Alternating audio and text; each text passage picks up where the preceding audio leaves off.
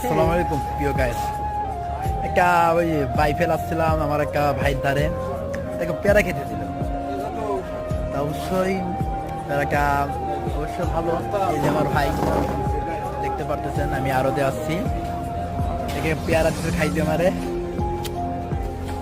খুব ভালো লাগছে, দেখতে পারতেছেন।